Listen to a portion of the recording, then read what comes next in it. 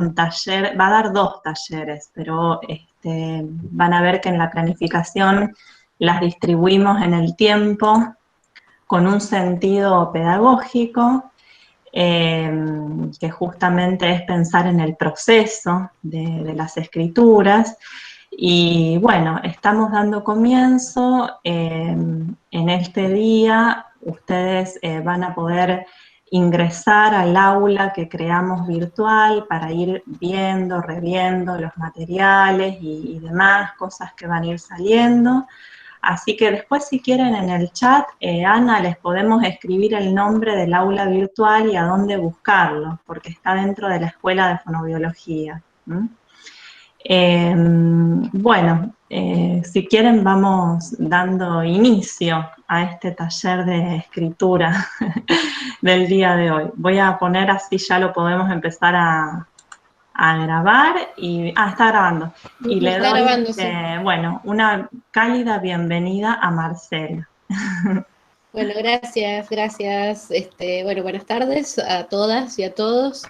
Bueno, recién que estábamos así charlando un poquito, quizás me escucharon, pero lo repito por las dudas, ahora ya oficialmente. Si primero, por cuestiones logísticas, digamos, si no me están escuchando bien, si se escucha cortado, bueno, todas las delicias de la virtualidad que pueden llegar a suceder, interrúmpanme con total confianza o me escriben en el chat para avisarme, para pedirme que repita, ¿sí? No hay ningún problema. 40 personas conectadas, ya estoy empezando a respirar un poco. Bueno, es mucha gente. No, pero en serio, sobre todo porque yo suelo, cuando ya me lo han dicho algunos alumnos y algunas alumnas, que cuando me envalentono y me entusiasmo explicando, es como que pongo quinta y acelero, y en la virtualidad a veces eso es un problema porque vieron que a veces hay un desfasaje entre la imagen y el sonido tarda un poco en llegar, bueno, en fin, múltiples cuestiones, así que si les parece bien, que es lo que vengo haciendo en los otros talleres, si alguien tiene alguna pregunta o alguna duda con respecto a lo que vayamos viendo, pueden o preguntar en voz alta, ¿sí? Esa es una opción, y si no, la otra opción, que eso es lo que tiene, bueno, de piola este método, que también se puede utilizar, si quieren ir poniendo en el chat las preguntas y cada tanto hacemos un stop para leerlas, ¿sí? Y a partir de eso vamos respondiendo, eso también puede ser. Yo había planeado el encuentro de hoy, bueno, que yo hoy, Carol, por eso te preguntaba la duración. Yo lo había planeado de alrededor de 1 hora y media, 1 hora y 40 minutos, y más 20 minutos, o 25, depende cómo venga la cosa, de preguntas, consultas, ¿sí? Sobre todo porque la idea mía es, como dijo Caro recién, como uno de los talleres de escritura está en el segundo encuentro, que sería el día de hoy, y el otro está bastante más adelante, mi idea fue utilizar el de hoy para plantear algunas cuestiones bastante basales o bastante iniciales, vamos a decir así, relacionado con la escritura, digamos, pensando en la escritura académica, sobre todo cuando uno emprende la difícil y a veces incluso traumática tarea de escribir el trabajo final, la tesina, o bueno, o la tesis en otros niveles. Entonces, bueno, se dan siempre una serie de situaciones, digamos, relacionadas con la investigación, por supuesto, y eso ustedes lo van viendo sin duda en los diferentes encuentros de estos talleres, pero hay algunas cuestiones que están sí relacionadas puntualmente con la escritura, y es lo que vamos a ver hoy, de una manera un poco más general. Y en el segundo encuentro, que va a ser en octubre, ya habiendo ustedes avanzado un poco más con los talleres, sí pensé ver cuestiones bien específicas de el armado y la redacción de una tesina, ¿sí? Me refiero a cuestiones relacionadas con la estructura, las formas, inclusive, bueno, hasta incluso la manera de parafrasear, de citar, ¿sí? Las tan temibles normas APA, con las que todo el mundo termina ya creo teniendo pesadillas. Bueno, en fin, una serie de cuestiones más técnicas, sí, que dejarlas para ese segundo encuentro, porque ya, digamos, pensé que en virtud del avance que ustedes vayan haciendo a lo largo de los talleres, les iba a ser más útil eso en ese segundo encuentro, que si yo se los explico ahora en el aire de manera teórica, sin que ustedes tengan, digamos, nada más desarrollado de lo que agarrarse. Dicho esto, ese es el plan. Obviamente, como todos los planes, puede desbaratarse. Entonces, si alguien tiene alguna pregunta o alguna consulta en relación a otra cosa, por supuesto que la puede hacer también y la vamos viendo. Bien. Como les decía, entonces, yo había pensado trabajar hoy algunas cuestiones relacionadas con la etapa inicial de escritura, ¿sí? de una tesina, que muchas veces, o la gran mayoría de las veces, vamos a decir así, la cuestión de la escritura, cuando yo digo la palabra traumático, lo digo porque, bueno, yo soy exagerada, pero soy poco exagerada, no mucho, porque la experiencia que he tenido trabajando en distintos niveles, dando talleres de escritura académica, y bueno, y habiéndolo sufrido yo mismo en carne propia, que la instancia de escritura siempre es una instancia que tiene sus bemoles y sus complicaciones. Hay gente que la encara de una manera un poco más, más light y más fluida, y hay otras personas a las cuales les cuesta mucho. Entonces, estamos en este caso hablando de escritura académica, ¿sí? Pero esto lo podríamos aplicar para la escritura en general. La cuestión de la escritura es siempre una instancia bastante compleja, ¿sí? Que pone en juego muchas de nuestras, digamos, de nuestras habilidades. En el caso de ustedes, mucho más, porque bueno, es un trabajo de escritura que está destinado a ser evaluado, ¿sí? Mediante el cual ustedes van a obtener algo muy importante, con lo cual hay ahí un peso, digamos, simbólico y hasta emocional, diría yo, muy grande. Y esto, digamos, yo lo aclaro porque muchas veces realmente parece una tontería hablar de lo emocional relacionado con la escritura, pero tiene una importancia enorme. Y yo antes, digamos, hace muchos años, cuando yo empecé a trabajar, lo dejaba de lado para entrar de lleno a las cuestiones más técnicas, y después me terminé dando cuenta de que en realidad hay que abordarlo, hay que mencionarlo, porque es un factor de mucho peso a la hora de encarar el tema de la escritura. ¿A qué me refiero con esto? Normalmente cuando uno escribe un trabajo académico, ¿sí? Una monografía, bueno, una tesina en el caso de lo que ustedes van a hacer, uno puede tener algunos, digamos, algunos preconceptos en cuanto a cómo abordar un trabajo de investigación, e inclusive puede tener o haber tenido ciertas prácticas de escritura previa, que sería lo deseable, pero bueno, sabemos que eso no siempre sucede. Entonces, muchas veces pasa es que se llega a la instancia de escritura medio como en cero, ¿sí? O casi en cero. ¿Qué quiero decir con esto? A lo largo de la carrera, una puede ir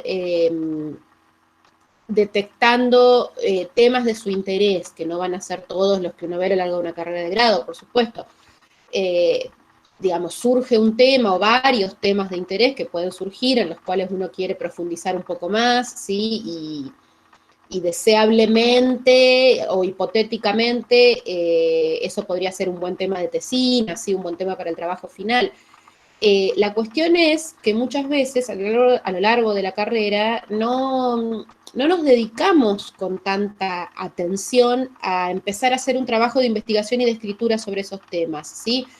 Principalmente porque estamos ocupados haciendo otras cosas, que es cursando, estudiando y rindiendo, digamos, otras materias.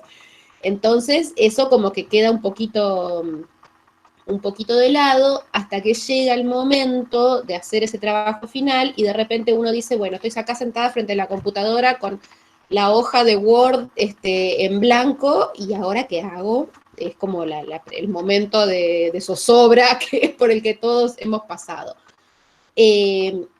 Para que eso no suceda, o no suceda tanto, o no sea tan terrible, o en todo caso uno pueda tener algunas herramientas para traspasar esa barrera y encarar ese momento, es que siempre conviene, y bueno, y sobre todo ahora ustedes que tienen la oportunidad de cursar estos talleres, que están armados básicamente para eso, y bueno, y digamos las temáticas están diseñadas en ese sentido, digamos muy bien armadas progresivamente, está buena la oportunidad para empezar a hacer una práctica de escritura que nos ayude a que llegado el momento de la redacción de la tesina o trabajo final, no nos agarre esa temible hoja en blanco sin, digamos, sin nada para decir. Vieron que hay algo con el tema de la escritura que es muy particular y es que nadie parece, o muy poca gente parece tener en cuenta, y con esto, digamos, insisto, estamos hablando en este caso de escritura académica, pero esto se traslada a todos los ámbitos, incluso al ámbito literario.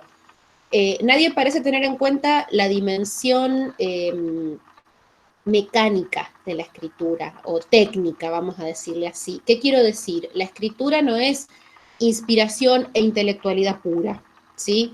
Hay una frase muy graciosa, pero muy cierta, de Gabriel García Márquez, que decía que para él la escritura era 10% inspiración y 90% transpiración. Y yo creo que efectivamente es así. Uno tiende a pensar que no, digamos como que la cuestión de la escritura, ya sea académica o literaria, cualquier tipo de escritura, está rodeada de una especie de aura mágica, digamos, de inspiración, y uno pensaría, bueno, cualquier académico, no sé, tiene sus ideas en su cabeza, se sienta en la computadora y las vuelca ordenadamente al papel o a la pantalla, bueno, y claramente no es así.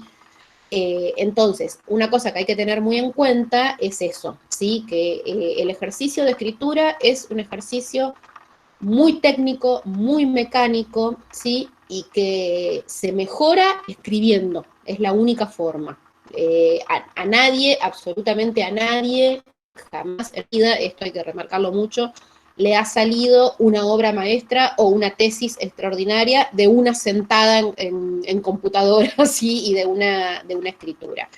La escritura es básicamente reescritura y corrección. Entonces, eso también, digo, esto que estoy diciendo quizás parezca incluso superficial, pero hay que tenerlo muy en cuenta para no frustrarse, porque uno de los peligros también cuando uno emprende el trabajo académico y bueno, y la escritura de un trabajo final, es eso, uno se frustra muy rápidamente porque, bueno, porque las cosas no me salen, o porque tengo 50 ideas en la cabeza que están armaditas perfectas y cuando las quiero poner en el papel, todo eso tan profundo y maravilloso que tenía en la cabeza me parece una pavada, ¿sí? Que también puede pasar. Bueno, para que esa frustración no llegue, o para que llegue, pero no nos importe tanto, es interesante tener en cuenta esto, ¿sí? Que el proceso de escritura es un proceso de volcar y rehacer y releer y reescribir una y otra vez, ¿sí? Corregir, sacar, poner, pegar, mover de lugar, en fin, toda una serie de cuestiones que van a dar producto, bueno, finalmente como su nombre lo indica, al texto final. Bien, voy a ir empezando con algunas pequeñas cuestiones relacionadas con esta instancia primera, ¿sí? De cuando uno se pone a escribir un trabajo académico, en el caso de ustedes. Hay algo puntual que es muy interesante para tenerlo siempre en cuenta y es la cuestión del problema retórico, ¿sí? Toda escritura es un problema retórico. ¿Qué quiero decir con un problema retórico? Problema en el sentido no de dificultad, aunque también puede ser en ese sentido, sino problema como asunto complejo, ¿sí? Es decir, El trabajo escrito, cuando nosotros queremos escribir un trabajo, se nos presenta ese problema retórico, y sobre todo en la escritura académica. Ahora, un poco más adelante, les voy a mostrar en un PowerPoint que tengo algunas cuestiones más específicas, pero en el tema de la escritura académica muy particularmente, ¿por qué? Porque la escritura académica es una escritura muy estandarizada, ¿sí? Que tiene unas estructuras bastante rígidas, excesivamente rígidas en algunas oportunidades, si me preguntan mi opinión, pero bueno, son, digamos, instancias que uno tiene que cumplir para, como decíamos más temprano, acceder a un título en este caso. Entonces, el problema retórico que se nos presenta con la escritura de una tesina es, bueno, nosotros para qué escribimos una tesina o un trabajo final en una carrera. Bueno, por supuesto, la primera respuesta me dirán ustedes, bueno, sí, obviamente, porque nos queremos recibir desde ya, ¿sí? O sea, ese primer objetivo sería un objetivo transaccional, vamos a decirlo así, ¿sí? Uno escribe una tesina, una tesis, porque quiere obtener a cambio un título de grado o de posgrado, lo que sea. Pero también hay que tener en cuenta, más allá de ese primer objetivo transaccional, todos los trabajos académicos, y bueno, muy en particular, en este caso la tesina, tienen otros objetivos. Y ahí hay que focalizarse, y esos objetivos son los que uno tiene que tener en cuenta para no, digamos, para no irse por las ramas cuando estamos escribiendo. Cuando nosotros empezamos a hacer una investigación, ¿sí? Para poder después escribir un trabajo académico, se supone, digamos, más allá de la obligación que uno tiene para finalizar la carrera, que estamos investigando algo que de alguna manera nos convoca, nos interpela, nos interesa, ¿sí? Dentro del área de experticia de cada quien y de cada carrera, hay algo en particular que nos ha llamado la atención y por eso, bueno, nos convoca a investigar sobre eso. ¿Qué es lo que yo quiero lograr con eso? Más allá, insisto, de lo meramente transaccional, es una muy buena pregunta para hacerse al principio de la investigación y al principio de la escritura, porque ese trabajo no solamente nos va a brindar un título, sino que además es contribuir, ¿sí? a la construcción del conocimiento, de alguna manera, ¿sí? Que se supone que eso es lo que se hace cuando uno estudia, aprende y participa de la vida académica. Entonces, en tanto contribución, por más que sea una carrera de grado, no interesa, sigue siendo una contribución a la construcción del conocimiento en cuanto académico. Bueno, ¿qué podemos nosotros, o qué queremos, mejor dicho, no qué podemos, qué queremos nosotros aportar con ese trabajo, demostrar con ese trabajo, mostrar incluso también, ¿por qué no? Sí, porque esa es otra cosa que hay que tener en cuenta, ¿sí? A diferencia de una tesis de posgrado, que puede ser una maestría o un doctorado, una tesina de grado tiene algunas cuestiones que son un poco más simples. Por ejemplo, después esto lo vamos a ver en el segundo encuentro, pero un muy buen estado de la cuestión puede ser tranquilamente una interesante tesina de grado, ¿sí? Quiero decir, no es necesario que todas las investigaciones demuestren algo novedoso, nunca antes pensado y nunca antes visto en la disciplina. Si lo hacen, bueno, mejor, qué alegría, pero si no, digamos, si no se hace, pero sí se realiza algún tipo de trabajo comparativo, algún tipo de trabajo descriptivo también, cada cual verá según su tema de interés y según su disciplina, también está muy bien. Pero bueno, cada cual siempre lo va viendo a esto a medida que va avanzando la investigación. La cuestión del problema retórico, ¿sí? Tiene que ver con, entonces, estas cuestiones. El propósito, ¿sí? La audiencia y nosotros como autores. Yo les voy a compartir, a ver, recién con Caro lo hicimos y nos salió bien. Voy a ver si me sale de nuevo. Voy a tratar de compartirles pantalla con esta serie de preguntas. A ver, esperen que voy a ver si lo puedo hacer. Así ven a qué me refiero. Un segundito, a ver si me está saliendo. A ver. Bien. ¿Todo el mundo puede ver esto donde dice propósito, audiencia, etcétera? Sí, sí, se ve bien, Marcia. Ah, perfecto. Genial. Bueno, qué suerte. Bueno, entonces, les decía, Sí, perfecto. el problema retórico este del que hablamos consiste básicamente en preguntarnos, ¿sí?, a nosotros mismos y tratar de responder, por supuesto, aunque sea de manera tentativa, algunas de todas estas preguntas, ¿sí? En cuanto al propósito, ¿qué quiero conseguir con este texto? Que es lo que yo les comentaba recién. ¿Cómo quiero que reaccionen los lectores? Bueno, los lectores en este caso serían personas que van a evaluar mi trabajo. ¿Qué quiero que hagan con mi texto? ¿Cómo puedo formular en pocas palabras mi propósito? Esta es muy importante, ¿sí? ¿Cómo puedo formular en pocas palabras mi propósito? Ahora les digo por qué nos va a servir para empezar a escribir. Esperen que lo voy a marcar ahí. Bien.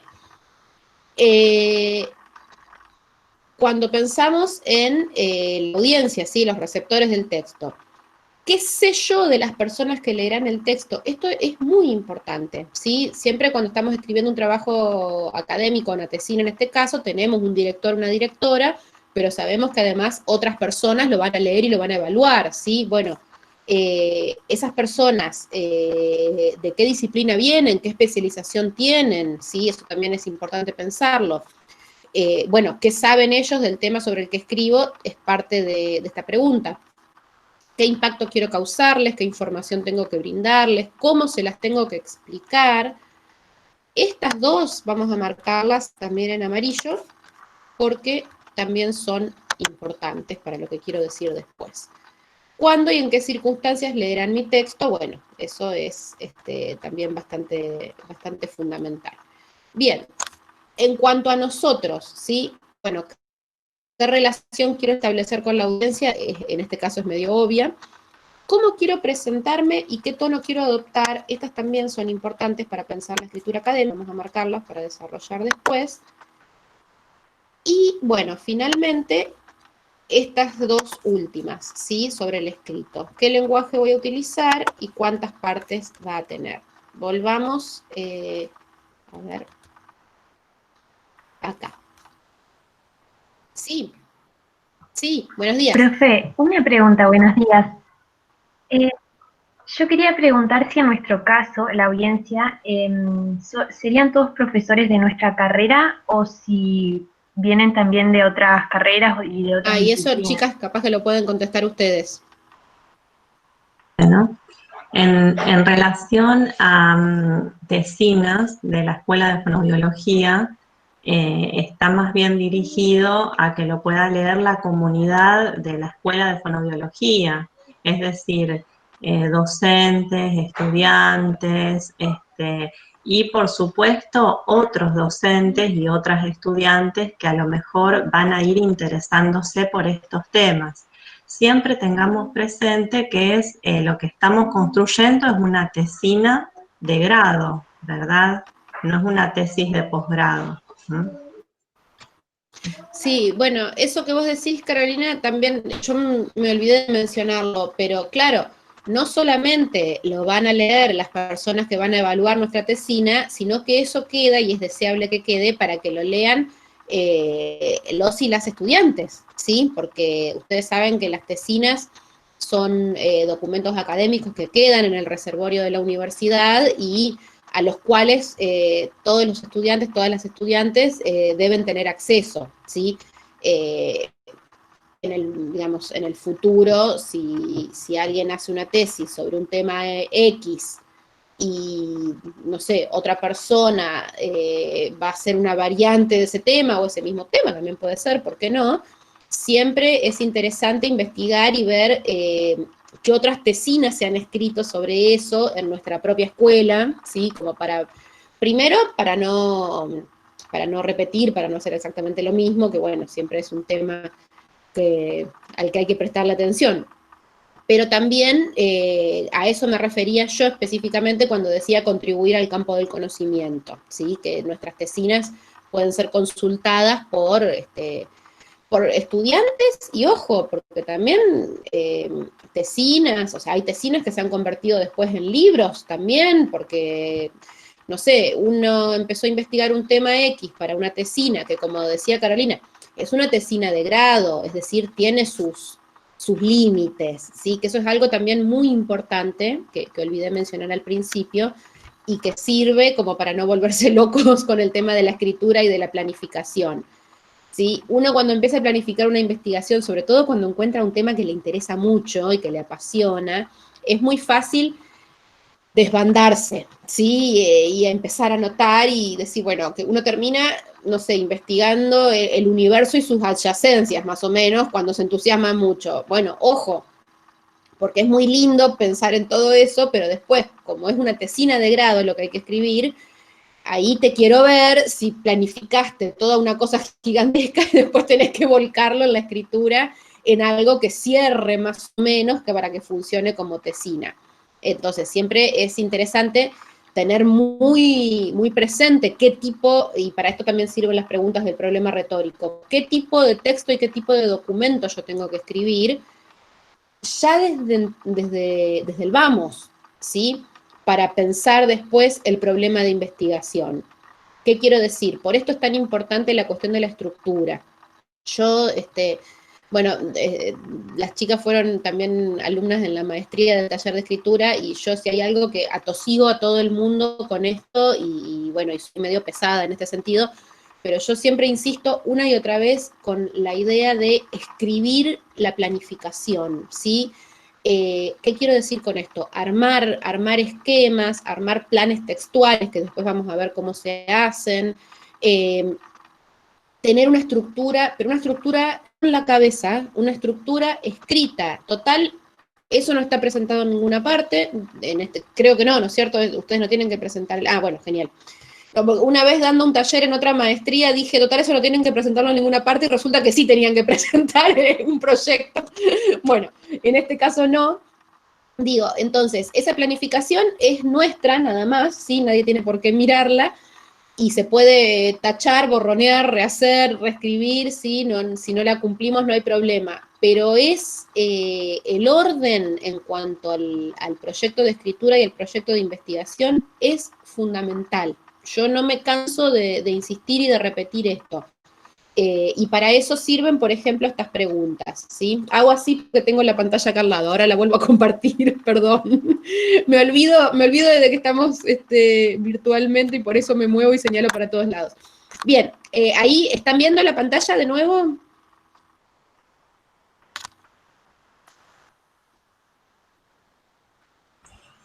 Sí, ¿se ve? sí vemos un documento de Word. Ah, perfecto, sí. perfecto. Bueno, entonces, vuelvo a estas preguntas que marqué en amarillo, ¿sí? ¿Cómo puedo formular en pocas palabras mi propósito? Esto es lo que nosotros vamos a empezar a hacer, ¿sí? Como les decía recién, como borrador, ¿sí? No interesa, uno agarra un papel y una virome o un Word en la compu, cada cual, digamos, trabaja de la manera que le resulte más fácil. Y la idea sería poder hacerse estas preguntas, ¿sí? Y poder después responderlas. Es decir, responderlas tentativamente. ¿Qué propósito tengo yo con este trabajo de escritura? ¿Sí? ¿Qué quiero investigar? ¿Qué quiero lograr? ¿Qué me interesa? ¿Sí? Aunque sea tentativamente, después si el tema cambia no importa. Todo eso siempre es interesante tratar de ponerlo por escrito en este incipiente plan textual que vamos a armar. ¿Qué información tengo que brindarles a las personas que me van a leer? ¿Y cómo se las tengo que explicar? ¿Sí? Es decir, ¿qué quiero demostrar yo con ese trabajo que voy a presentar? ¿Sí? ¿Qué quiero contar? ¿Qué quiero decir? ¿Qué quiero argumentar y explicar? Y después, ¿cómo quiero presentarme? ¿Qué tono quiero adoptar? ¿Qué lenguaje voy a utilizar? ¿Y cuántas partes va a tener? Son también preguntas. Voy a dejar de presentar un chiquitito. Todas estas preguntas yo después las voy a subir a como material al aula virtual, ¿sí? Así que no se preocupen si no las alcanzan a copiar porque yo después subo todo. La idea de todas estas preguntas iniciales, incipientes, es justamente esa, ¿sí? Que nosotros podamos tomar, insisto, papel y lápiz o hacer un documento en la computadora y tratar de responderlas tentativamente, ¿sí? Como para que tengamos, aunque sea, esa información incipiente sobre nuestro tema de investigación y sobre nuestro propósito, ¿sí? Bueno, bien, vamos a escribir algo, vamos a investigar algo. ¿Qué es lo que vamos a investigar? ¿Por qué queremos investigar esto? ¿Qué es lo que queremos demostrar? Si es que queremos demostrar algo, o en todo caso, ¿qué es lo que queremos mostrar? Si es que queremos mostrar o describir algo también, ¿sí? ¿A quiénes? ¿Por qué? ¿Qué partes va a tener nuestro escrito? ¿Sí? Por más que todavía no estemos tan al tanto, tan familiarizados con, bueno, con cuáles son las partes que tiene que tener una tesina, podemos más o menos ir armando nuestra propia estructura, ¿sí? Diciendo, bueno, en la introducción, sí o sí tengo que explicar esto, en la conclusión, espero poder haber demostrado esto otro, ¿sí? En resumidas cuentas, lo que quiero decir con estas preguntas es, siempre es importante tener un plan textual que nosotros lo vamos a ir armando de a poco y que se va a ir puliendo y estructurando a medida que avancemos, ¿sí? No es que nos va a salir de una, pero el mismo hecho de volcar ideas y escribirlas hace que esas ideas, primero que queden fijas y uno no se las olvide, porque, bueno, yo no sé si a ustedes les pasa, a mí cuando yo era, no sé, 10 años más joven, pensaba las cosas y me las acordaba. Ahora pienso las cosas y si no las anoto, a los 5 minutos ya me olvidé de qué era lo que había pensado. Y muchas veces eran ideas que parecían geniales y bueno, y uno de repente las olvida. Entonces, básicamente, está bueno anotar todas las ideas en relación a nuestro trabajo para no olvidarlas. Eso para empezar.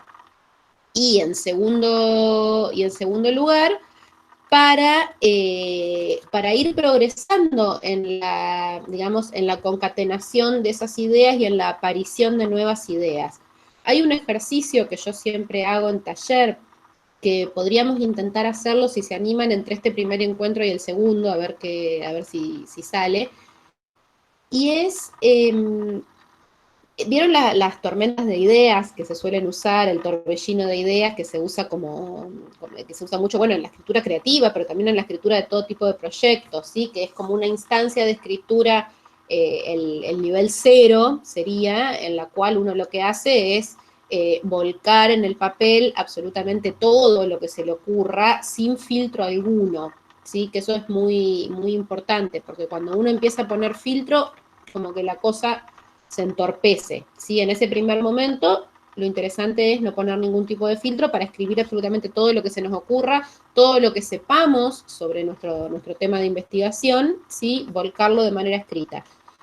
Esa primera instancia, después de una relectura, cuando uno agarra todo ese mare magnum de cosas que anotó y trata de darle un primer orden, una primera forma, una primera jerarquía, porque por supuesto todo lo que notamos no tendrá la misma importancia, ¿sí? Habrá cuestiones más abarcativas, otras menos. Bueno, esa instancia es súper fructífera, no solo en cuanto a organización, sino también en cuanto a creatividad, porque releyendo lo que uno escribe, esto es, digamos, maravilloso, parece mentira, pero es así, se nos ocurren ideas nuevas. Siempre, siempre pasa lo mismo. Cuando uno empieza a ordenar lo que escribió, es como si lo hubiera escrito directamente otra persona, porque uno dice, ah, mira, esta relación entre esta idea y esta idea que no se me había ocurrido, ¿sí? Entonces, esa también es la productividad que tiene la escritura, y es una productividad y un resultado en cuanto a generación de nuevas ideas que nunca se logra solamente pensando. Siempre se logra escribiendo, ¿sí? Hay algo digamos, en la cuestión de la escritura y de la lectura, de la propia escritura, quiero decir, que conecta, ¿sí? Esas ideas de alguna manera, o que nos ayuda a ponerles orden, ¿sí? Porque mientras uno está pensando, bueno, hay gente que es más organizada para pensar y otra que es más caótica, pero siempre la cuestión de la escritura ayuda a poner orden. Por otro lado, esto no tiene que ver necesariamente con la escritura, pero también lo digo por las dudas, no sé si ustedes lo harán o no, pero yo es algo que siempre aconsejo y que también es muy fructífero.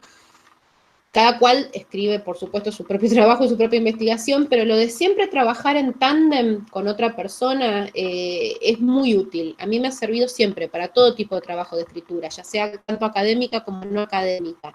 El hecho de tener a alguien que nos lea, que no seamos nosotros mismos, es muy útil. No solamente por las ideas, digamos, las devoluciones, las conversaciones que uno pueda tener, que también generan ideas nuevas, sino sobre todo porque la lectura de un tercero nos revela muchas veces las falencias de nuestro texto, ¿sí? Que nosotros somos incapaces de ver porque en nuestra cabeza, como nosotros ya tenemos todo el conocimiento, nos parece que eso que escribimos tiene toda la lógica del mundo, y muchas veces cuando lo lee una persona que no está en nuestros zapatos, te dice, bueno, a ver, esto que pusiste acá no se entiende, o acá, digamos, aparentemente debería haber una relación lógica entre lo primero y lo segundo, pero no la hay, ¿sí? O vos dijiste que ibas a demostrar esto, pero 3 párrafos más abajo te contradecís, ¿sí? La lectura y el trabajo, digamos, siempre con un tercero, el control, le digo yo, aunque es una palabra medio fea, pero bueno, vieron que los psicoanalistas tienen ese control siempre con otros psicoanalistas con los cuales discuten los casos. Bueno, yo siempre robo esa imagen para traerla a la escritura. Hacer un control con alguien, con un compañero, con una compañera, ¿sí? Alguien que está en la misma situación que nosotros y sobre todo que conoce la disciplina, ¿sí? Es decir, digamos, no con alguien que simplemente sepa escribir, que también puede ser, pero con alguien que sepa, digamos, que sepa de nuestra disciplina, por eso digo que puede ser un compañero o una compañera, siempre es muy útil. Voy a hacer un stop, a ver, alguien que escribió acá, vas escribiendo, lo volvés a leer y borrás y volver a escribir. Claro, exactamente, es como dice Sofía, ¿sí? Cuando uno relee su propia escritura, bueno, es como que se te van aclarando las ideas. Algo en lo que no hay que tenerle miedo tampoco, porque es parte del trabajo de escritura, es a desechar, ¿sí? Uno muchas veces quizás escribió, no sé, yo he desechado capítulos enteros, con lágrimas en los ojos, pero cuando uno se da cuenta de que uno dice, bueno, esto acá no me sirve, o de repente, no sé, el objetivo cambió y yo ya había escrito un capítulo entero sobre algo y ahora me doy cuenta de que no me va a servir para nada, ¿sí? Bueno, sí, claro que puede pasar y no hay que tener miedo de dejar de lado también eso y bueno, mala pata. Se guarda si uno piensa que puede llegar a servir para un futuro, para otro proyecto, y si no, bueno, se borra sin compasión alguna. Lamentablemente también el proceso de escritura es así. Voy muy rápido. ¿Alguien tiene algún comentario, alguna pregunta, algo que quieran agregar, que quieran aportar? ¿Necesitan que repita algo? Hasta ahora, ¿todo bien? Perdón, pregunto porque como tampoco los estoy viendo. Ah, bueno, genial. Bueno, ahí veo algunas devoluciones. Bueno, bárbaro. Bueno, cualquier cosa ustedes me interrumpen, ¿sí? Si alguien necesita hacer alguna pregunta. Bien, seguimos adelante entonces. Voy a pasar ahora sí, a ver si me sale de nuevo. Les voy a compartir un PowerPoint. A ver. Con algunas cuestiones ahora sí bien concretas de la escritura académica. Vamos a ver si me sale de nuevo. A ver, bien. ¿Lo están viendo a este PowerPoint que dice Seminario Producción de Textos Académicos? Ahora sí, Marce. ¿Sí? Ah, bueno, genial, bárbaro. Bueno, estas son algunas cuestiones concretas relacionadas con la escritura académica o de qué se tratan los textos académicos, ¿sí? Que es lo que yo les decía recién, ¿sí? Hay un señor que quizás ustedes conozcan, ¿sí? Que se llamaba Mijail Bastin, ¿sí?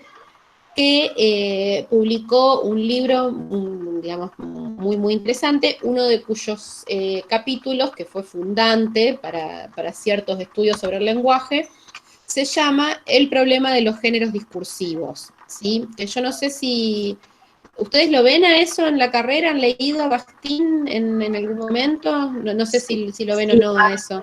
en general lo vemos. Ah, Sí, lo vemos. En algunas materias como lingüística 2 y bueno, después se retoma en otras. claro, sí, sí, porque es medio, Saussure, Benveniste y Bakhtin son como la trinidad de, y Chomsky muchas veces también, de los estudios lingüísticos. Eh, en el problema de los géneros discursivos, lo voy a pasar muy rapidito porque no es lo que nos interesa, pero como para tener un punto de partida, lo que hace Bakhtin es clasificar, digamos, todas las enunciaciones, vamos a decir así, o los enunciados, para decirlo más propiamente, en géneros, ¿sí? Dice, bueno, cada comunidad de discurso, dice Bakhtin, elabora sus géneros específicos, ¿sí? Es decir, el género discursivo abarca absolutamente todo el discurso que se produce, discurso oral y escrito, ¿sí? En todas nuestras interacciones humanas. Las comunidades de discurso pueden ser de géneros muy, muy simples, los géneros primarios, lo llama Bakhtin como, no sé, bueno, una interacción como una clase o un saludo, ¿sí? Que alguien le diga a alguien buenos días y la otra persona sepa que tiene que responder buenos días, o que alguien le diga cómo te va y uno sepa que tiene que responder muy bien, gracias, ¿sí? Eso es, digamos, forma parte de un género discursivo. Y en cuanto a campos discursivos más complejos, como sería, por ejemplo, el académico, hay géneros discursivos más complejos, ¿sí? Que son los géneros secundarios que menciona Bakhtin. Bueno, el género tesina, ¿sí? O discurso académico o texto académico sería justamente uno de ellos, ¿sí? Los géneros discursivos, Bakhtin lo que dice es, bueno, son grupos, conjuntos enormes, por supuesto, casi infinitos, podríamos decir, pero relativamente estables, dice Bakhtin, de enunciados. ¿Qué significa que son relativamente estables? Bueno, justamente esto. Nosotros podemos identificar, gracias a determinadas formas, a la estabilidad de esas formas, de esos enunciados, que estamos cuando leemos en presencia de una tesina y no de una novela de ciencia ficción, por ejemplo, ¿sí? A eso se refiere Bakhtin cuando habla de los géneros relativamente estables, ¿sí? De los tipos relativamente estables de enunciado. En el caso de los textos académicos, son géneros, ¿sí? La tesina, la monografía, la tesis, la reseña académica, centrados en temas que son objeto específico de interés científico, ¿sí? Definidos y delimitados. Es decir, nosotros escribimos una tesina justamente para abordar un tema X, el que sea, que se supone que es de interés científico en nuestra disciplina. Hay otra definición acá que yo agregué, decía Pucio, este PowerPoint también lo voy a subir al aula, ¿sí? Así les sirve para ver, digamos, pero voy mencionando algunas cuestiones. Son conjuntos de textos, dice Pucio, los géneros académicos, más o menos estandarizados, lo que decíamos recién, que lo toma de Bakhtin, que se emplean para resolver tareas comunicativas regulares en los espacios de creación y comunicación del conocimiento, ¿sí? Básicamente lo que decíamos recién. Hay algo que es muy importante tener en cuenta cuando pensamos en los géneros académicos, ¿sí? En los textos académicos, que son estas tres cositas que están acá arriba. Precisión léxica. Como esto es escritura académica y no escritura creativa, ¿sí? Yo tengo que ser muy específico, muy específica en los términos que utilizo. Cuando tengamos la segunda parte del taller lo vamos a ver, cuando hacemos el marco teórico, por ejemplo, que es el lugar donde nosotros especificamos todas las categorías que vamos a usar, de dónde las vamos a sacar, cuáles son sus definiciones, en fin. Bueno, cuando yo estoy utilizando categorías léxicas, ¿sí? Palabras para definir, para explicar, para argumentar lo que yo quiero mostrar en mi tesis, tengo que ser muy precisa. Dicho de otra forma, no es una tesina el lugar propicio, si bien, bueno, depende de la disciplina, a veces hay más lugar y a veces menos, para, no sé, utilizar metáforas, lenguaje poético y ese tipo de cosas, porque, bueno, no, se supone que acá es todo lo contrario, ¿sí? Lo que yo quiero hacer es justamente, si bien leer una tesina que está escrita de una forma, digamos, linda, llevadera, agradable, siempre un placer, el objetivo no es la escritura como hecho estético en el caso de una tesina, por lo tanto, bueno, hay que tener siempre mucho cuidado y mucha atención con las palabras y con las categorías que utilizamos, ¿sí? Porque hay que ser precisos. Lo reformulo de una tercera manera. Nuestras categorías no tienen que dejar lugar a la duda, porque aparte, esa también es una falencia. Cuando nuestra tesina utiliza algunas categorías o algunas definiciones que se prestan a la discusión o a la duda, normalmente eso es algo que después, llegado el momento de la defensa, nos pueden llegar a presentar como cuestionamiento o como corrección del trabajo académico, ¿sí? Uno quiso demostrar algo, pero utilizó ciertas categorías o lo dijo de manera tal que no queda demostrado sin lugar a dudas, sino que, digamos, se presta a quizás otra interpretación. Eso suele ser un problema. Así que a eso hay que tenerle mucho cuidado. Ordenamiento riguroso de los temas que se desarrollan. También, sí, eso tiene que ver con la estructura de la tesina. Una tesina bien armada va intentando describir y demostrar de forma ordenada, ¿sí? Porque si no, bueno, también tenemos un problema en cuanto a lo que queremos demostrar o mostrar, ¿sí? Es lo mismo, pero se supone que ese orden tiene que estar presente siempre, porque eso también es, digamos, es parte de lo que se evalúa en una buena tesina. Y bueno, para poder lograr ese orden, tenemos que tener presentes estas dos cuestiones que yo les decía más temprano. Tener el plan armado, ¿sí? Para que no se nos vayan las cosas de las manos, y bueno, y haber hecho un buen trabajo de relectura y de corrección y de edición de nuestro texto. Y por último, en tercer lugar, lo que tenemos acá, esto es muy importante, y esto también lo vamos a ver en la segunda parte, la cuestión de la polifonía. El texto académico es un texto básicamente polifónico. ¿Qué significa esto? Que va a haber siempre, sí o sí, la presencia de otras voces en nuestro texto, ¿sí? ¿Por qué? Porque el trabajo académico no es un trabajo que salga de la nada, ¿sí? Nosotros, para poder escribir nuestra tesina y para poder investigar, vamos a utilizar lo que otras personas ya han escrito y han investigado antes. Y parte de la elaboración de nuestra investigación y después de la elaboración de nuestra tesina consiste justamente en tomar eso que otras personas han investigado y han escrito antes y utilizarlo para nuestra propia investigación, ¿sí? ¿De qué manera uno hace eso o de qué manera está presente la polifonía en nuestros textos?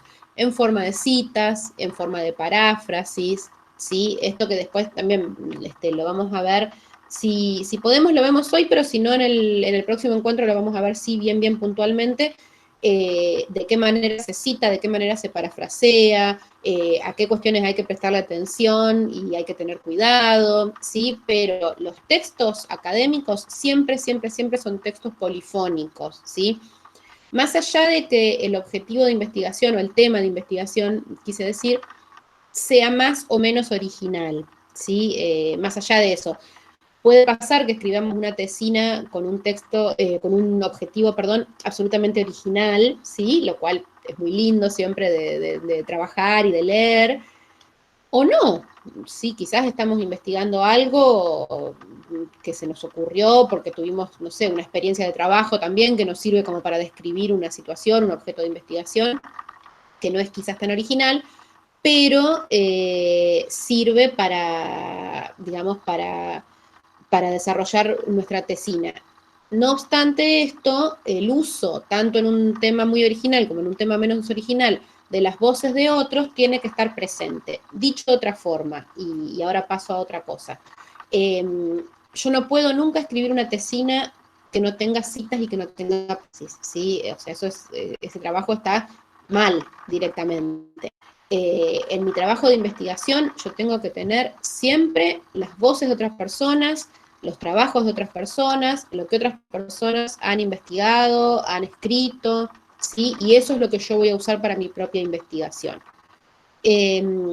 Ahí, perdón, salgo un poco de la pantalla para ver si alguien está escribiendo algo o está haciendo alguna pregunta. Karina pregunta, ¿para comenzar a escribir ya debo tener el estado de cuestión resuelto, analizado o es un proceso paralelo? Mira, yo diría, no es necesario tenerlo actualizado. Es un proceso paralelo hasta por ahí no más. ¿Qué quiero decir con esto? Cuando empezar a escribir es siempre empezar a investigar. Uno investiga escribiendo, ¿sí? No es que primero vamos a investigar y una vez que terminamos de investigar vamos a escribir.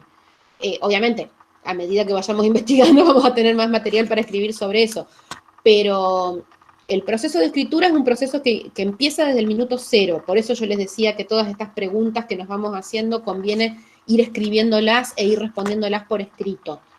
El estado de la cuestión uno lo va armando a medida que escribe, por lo tanto es un proceso de alguna manera paralelo. Por supuesto que si estás recién empezando, siempre es mejor, antes de largarte a escribir, empezar a armar, aunque sea un incipiente y provisorio estado de la cuestión, ¿sí?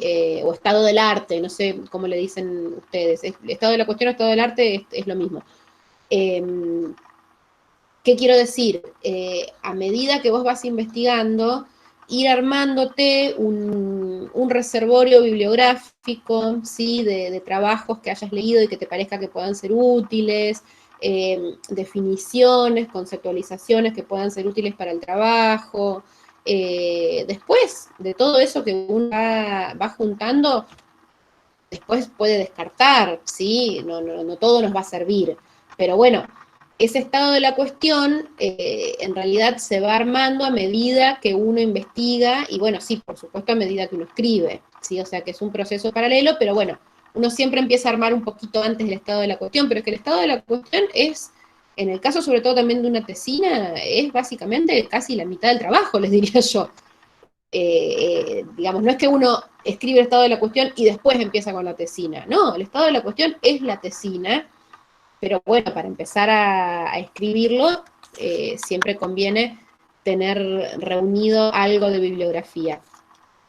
Respondo la otra pregunta de Ana, la leo. Me genera dudas cómo lograr un texto de elaboración propia con las citas y paráfrasis de autores que deben estar, pero sin que sea una copia de la bibliografía. Es una muy buena pregunta esa, y está interesante para pensarlo, sobre todo porque, bueno, para no terminar cometiendo plagio, que aparte es un delito, hay que tener siempre mucho cuidado. Como les decía recién, los textos académicos son textos polifónicos, ¿sí? Una cosa es un texto polifónico, otra cosa es una copia de otro texto, ¿sí? Son dos cosas muy distintas. De entrada, hay algo que ya, digamos, nos impide que sea una copia, y es que, como es polifónico, yo no voy a utilizar una sola teoría o un solo punto de vista o un solo autor, ¿sí? Sino que se supone que voy a utilizar varios. La manera en que yo articulo a esos varios y los pongo a trabajar entre sí, quizás de manera comparativa, quizás de manera sumatoria, ¿sí? Eso ya es una elaboración personal, ¿sí? Y esa, digamos, esa ya es una parte del trabajo académico, justamente, ¿sí? Eso por un lado. Por otro lado, esto también quizás es algo que uno, digamos, no se va a preocupar al principio de la escritura, pero sí al final, siempre está bueno chequear el resultado final para ver, bueno, cuál es el porcentaje de texto, digamos, de voces ajenas y cuál es el porcentaje de voz propia que aparece en ese texto. Si yo tengo un texto final en el cual el 75-80% son voces de otro, bueno, y quizás ahí haya algún problema y hay que ver dónde está la elaboración propia, ¿sí? también depende de qué parte de la tesina estamos hablando, porque, a ver, en el estado de la cuestión, por supuesto que va a haber una presencia, digamos, fundamental de las voces ajenas, porque justamente se trata de eso, ¿sí? Yo estoy en el estado de la cuestión explicando cuáles son los trabajos previos que hay sobre el tema que yo voy a investigar, ¿sí? Cuáles son los estudios o los escritos que han hablado antes de ese tema, entonces por supuesto que va a haber una primacía de otras voces. De todas formas, insisto, cómo se ordenan en ese estado de la cuestión ya es una producción propia.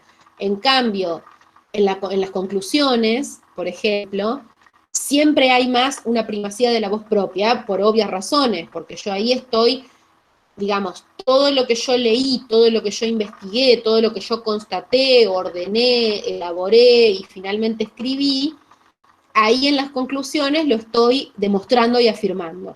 Entonces, esa parte de la tesina es casi fundamentalmente una producción propia. Esto no quiere decir que no pueda haber citas o paráfrasis en las conclusiones, que de hecho las hay, ¿sí? Digamos, y puede haber bastantes.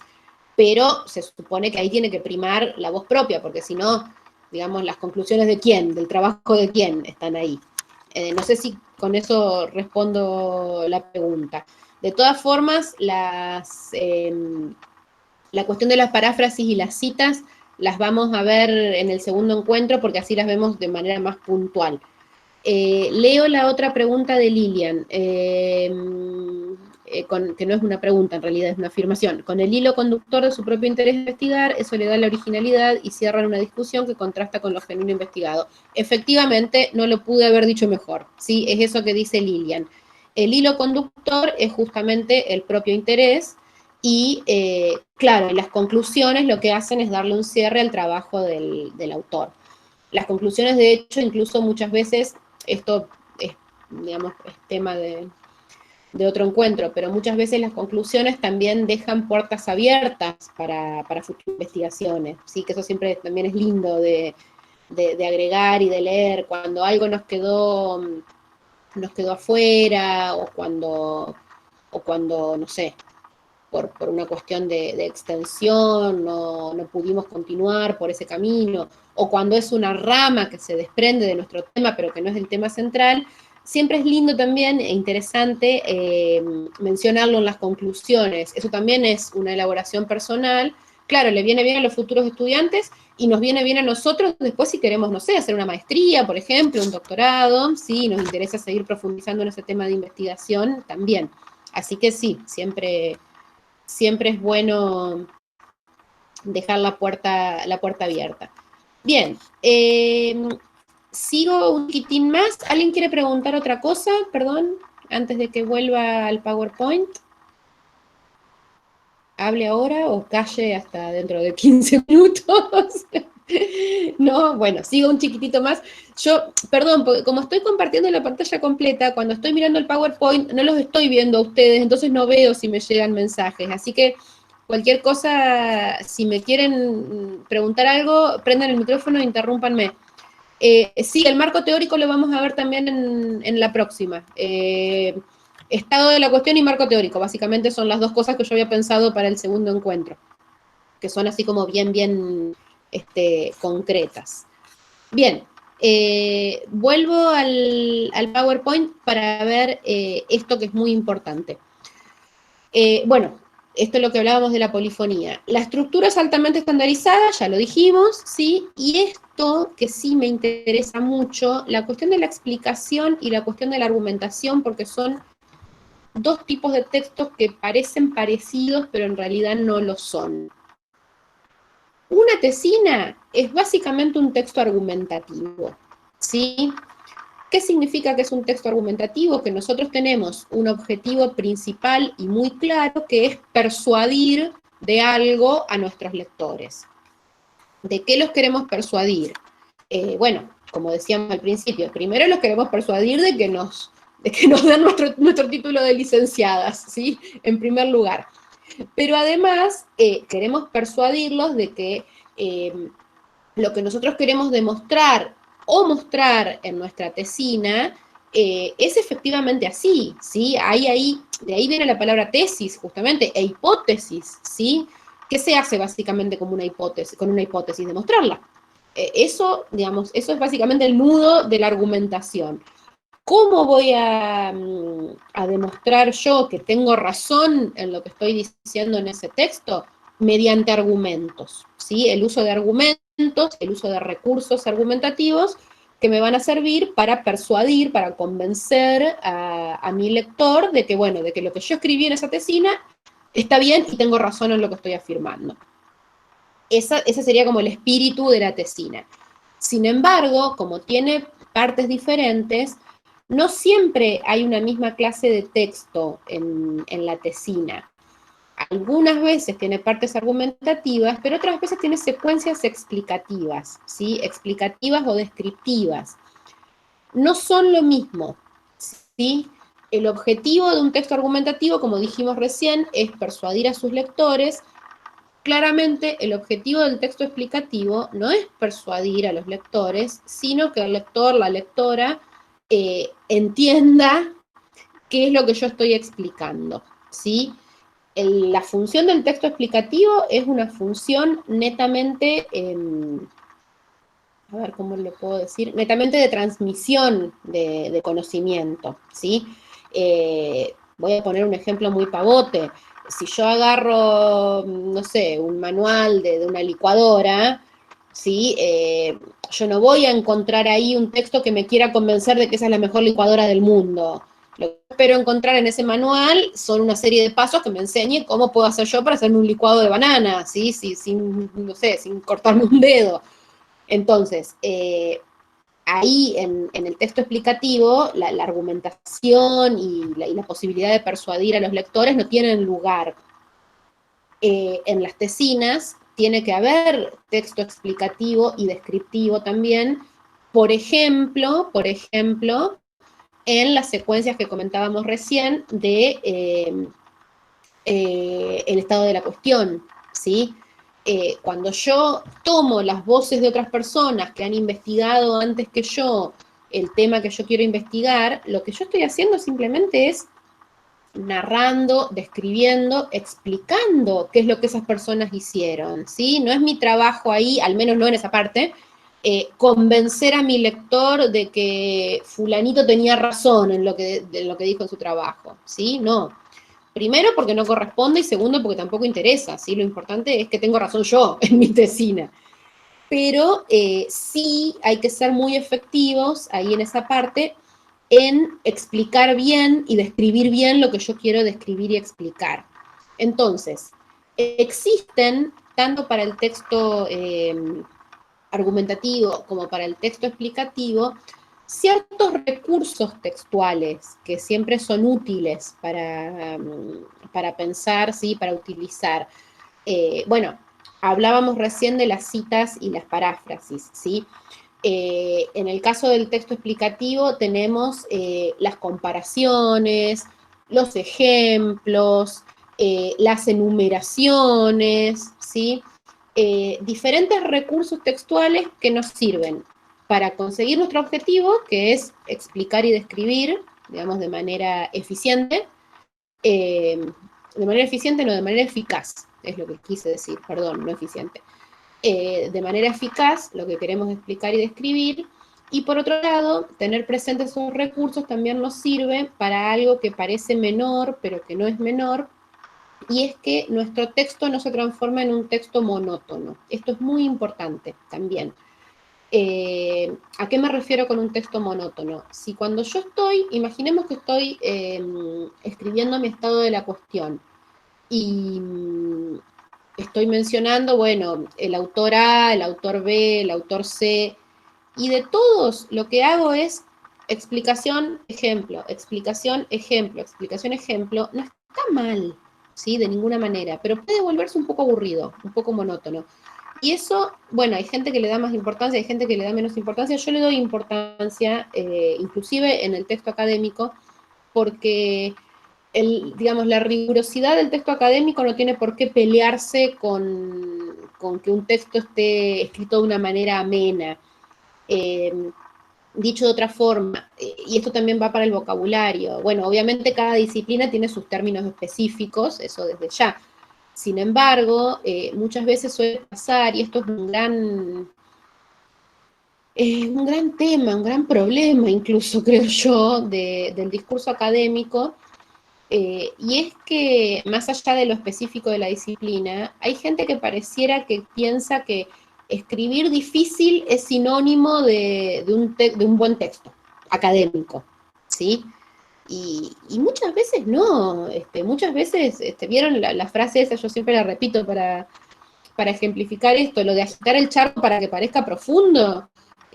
Muchas veces uno está en presencia de textos que son un embrollo de terminología y con una sintaxis súper barroca y súper compleja, y en realidad lo que quieren explicar es de una simplicidad tal que uno no entiende por qué no lo dijeron en 4 palabras en lugar de hacer todo ese desarrollo tan embrollado.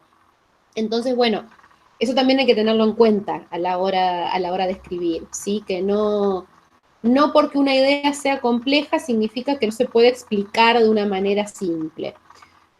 Para chequear esta cuestión, siempre es útil esto que yo les decía más temprano, de tener a alguien que nos lea, ¿sí? De decir, bueno, mira, esto que yo acabo de explicar acá, ¿se entiende lo que quiero decir? ¿Se entiende de manera clara?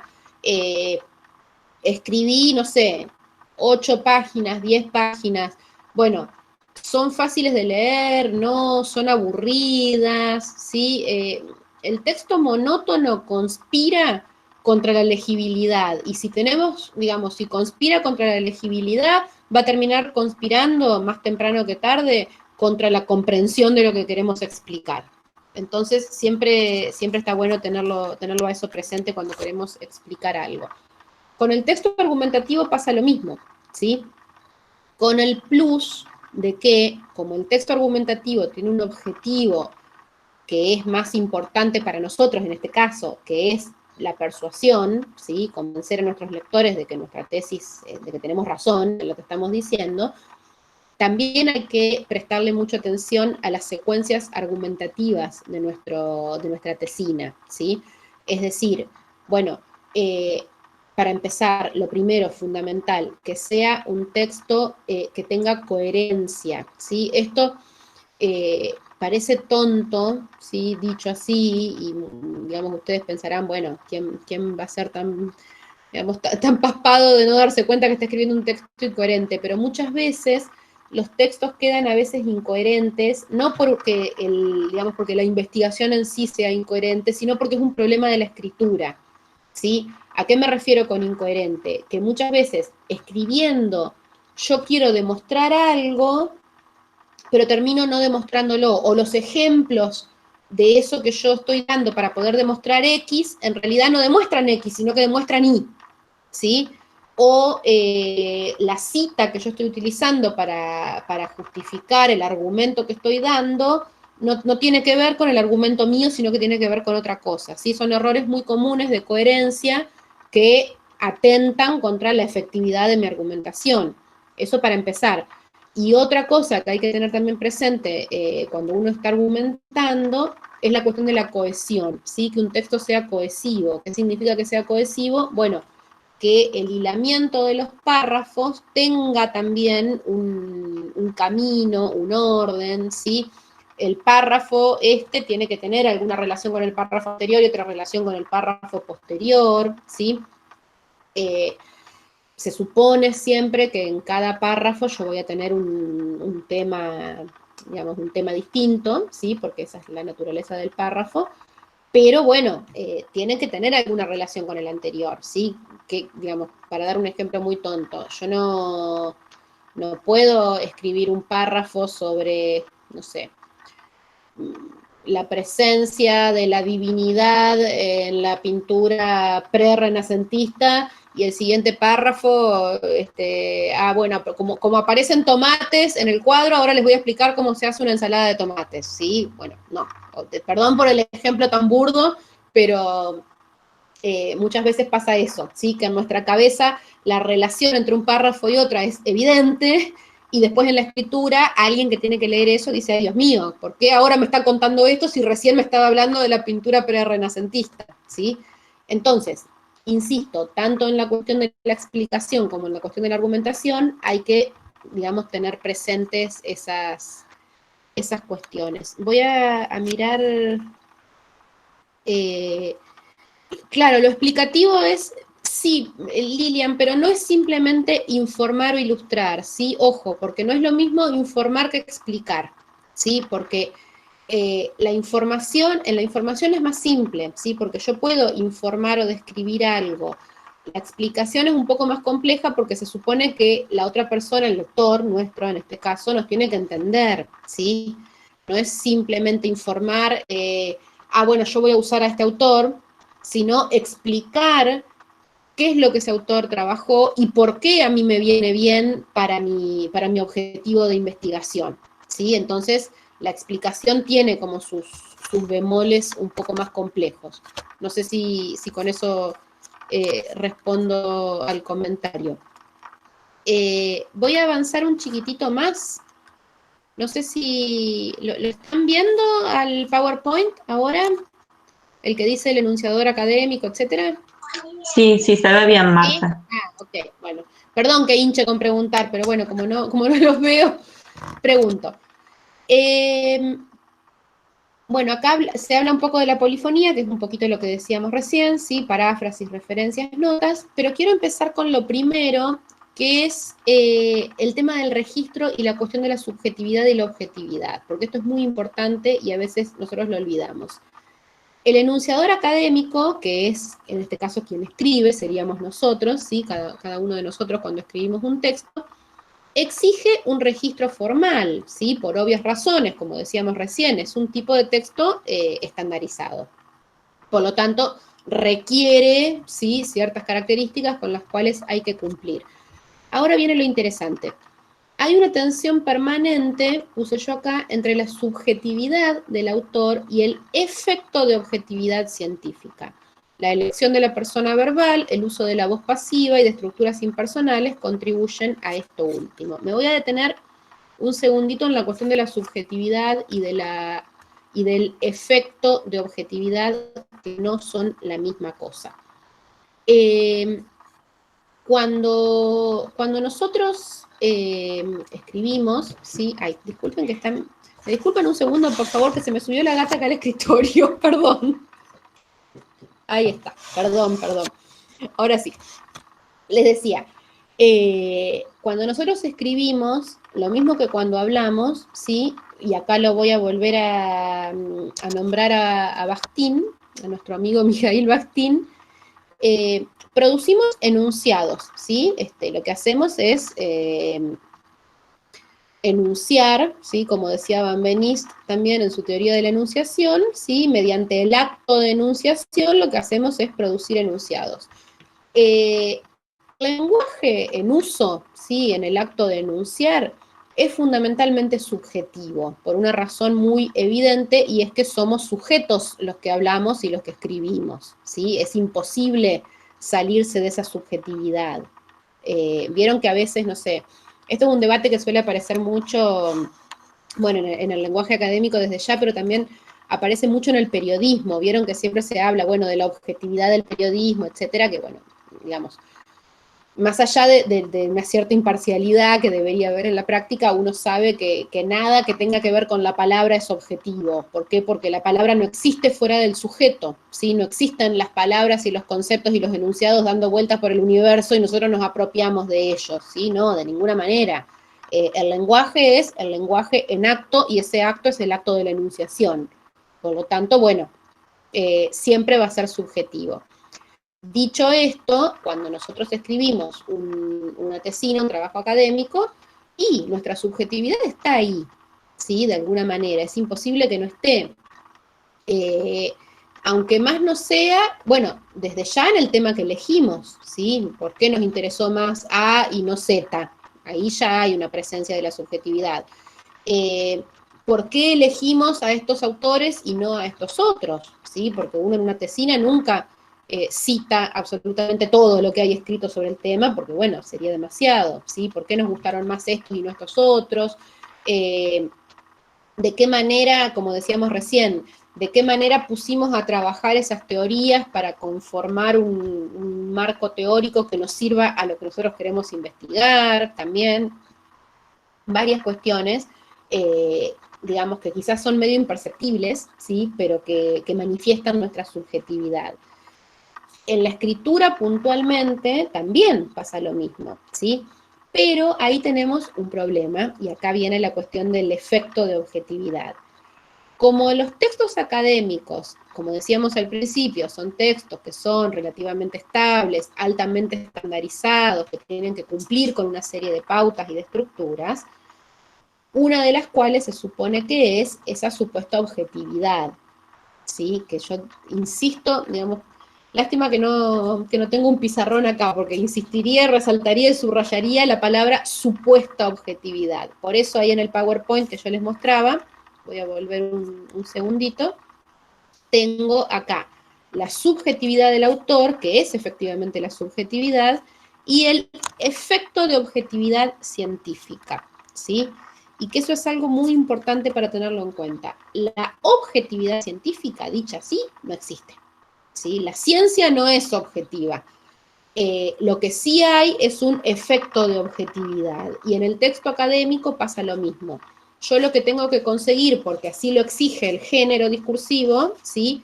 Es un efecto de objetividad. ¿Cómo lo consigo? Por medio de la escritura y por medio de determinadas estructuras.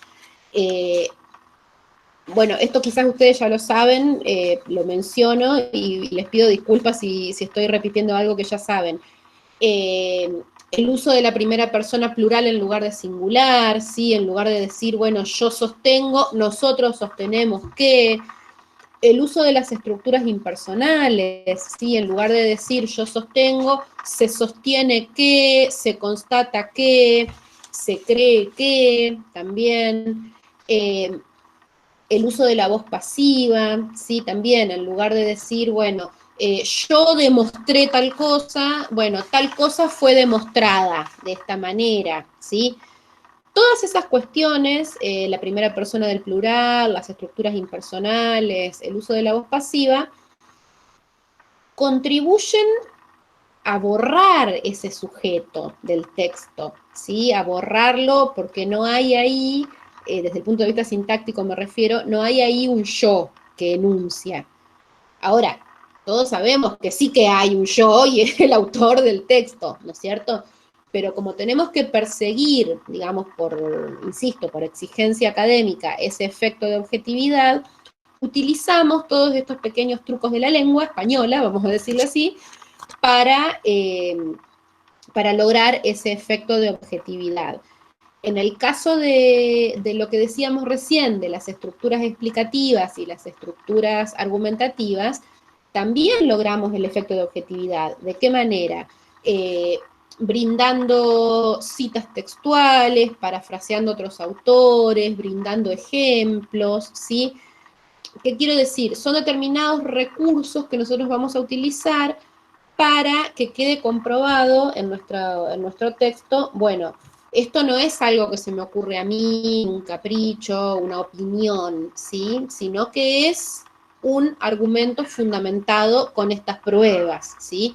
O es una explicación basada en estos autores y en esta articulación.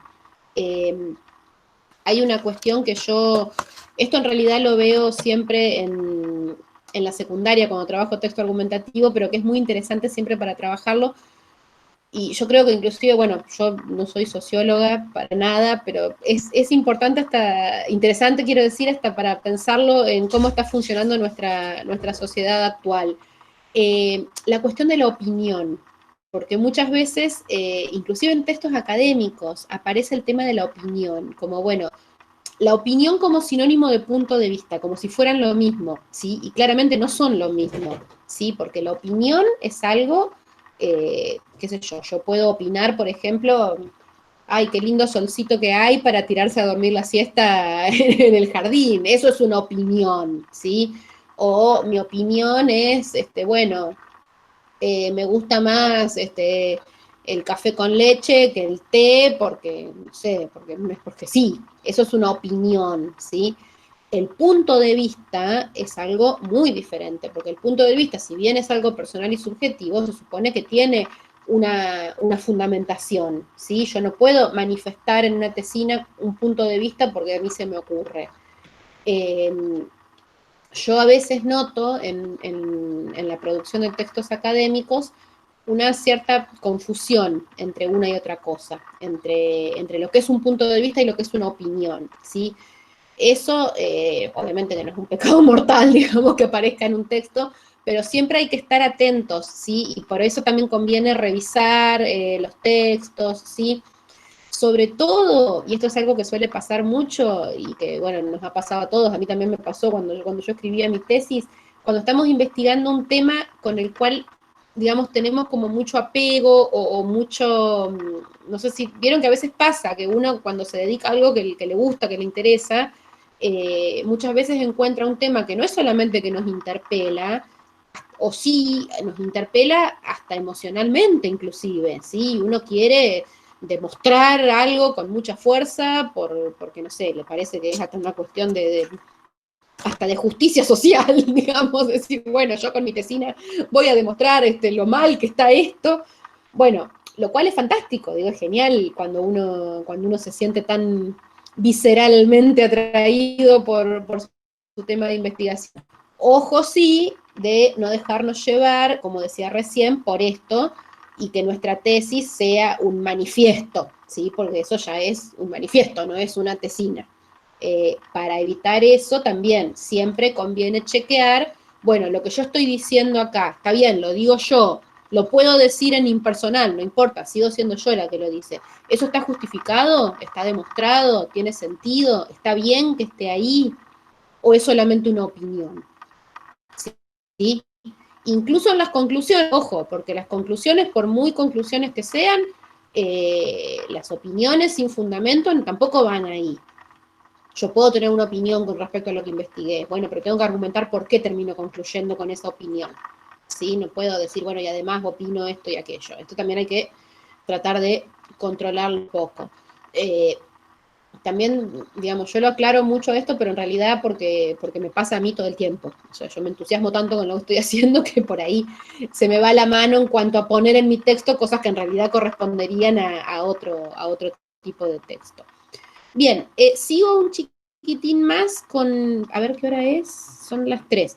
Voy a seguir un poco más con el PowerPoint porque me quedaron algunas cosas, ¿sí? Y si les parece después vemos algunas preguntas que tengan, pero quiero avanzar un poquito con algunas cosas. A ver, esperen que me voy a saltar esto porque esto tiene que ver con la investigación y acá. Fases del proceso de escritura. Planificación, redacción y revisión, ¿sí? Que es lo que yo les decía recién. La planificación es lo que tenemos que empezar ya, es el minuto cero que charlábamos recién más temprano, ¿sí? Ordenamiento, ideas, búsqueda, organización, objetivos, bueno, hipótesis y método, eso después se verá inclusive más adelante. Preproyecto y plan de trabajo. Yo insisto, como decía más temprano, una y otra vez, esto es fundamental, fundamental. Yo soy re pesada con esto y les pido disculpas, pero es la única forma de que, creo que es la única forma de que, digamos, de que el trabajo de escritura nos resulte más liviano, ¿sí? Porque un trabajo de escritura de tesina es algo que lleva, valga la redundancia, mucho trabajo y entonces siempre conviene tener esta pequeña organización básicamente para hacernos la vida más fácil. La cuestión de la planificación y tener un plan de trabajo es fundamental. Y siempre hay que empezarlo, por eso yo les mostraba estas preguntas del principio, desde el minuto cero, ¿sí? Yo todavía ni siquiera sé qué es lo que voy a investigar, no importa, aunque sea me siento y escribo qué me gustaría, qué cosas me interesan, qué cosas me interesaron a lo largo de la carrera, ¿sí? Qué cosa me interpeló más, bueno, lo que sea, como para ir ya puliendo esa tormenta de ideas, esas pequeñas ideas, pequeñas frases que vayan constituyendo nuestro preproyecto, nuestro plan de trabajo que iremos tachando, borrando, puliendo, añadiendo, moviendo de lugar, no interesa.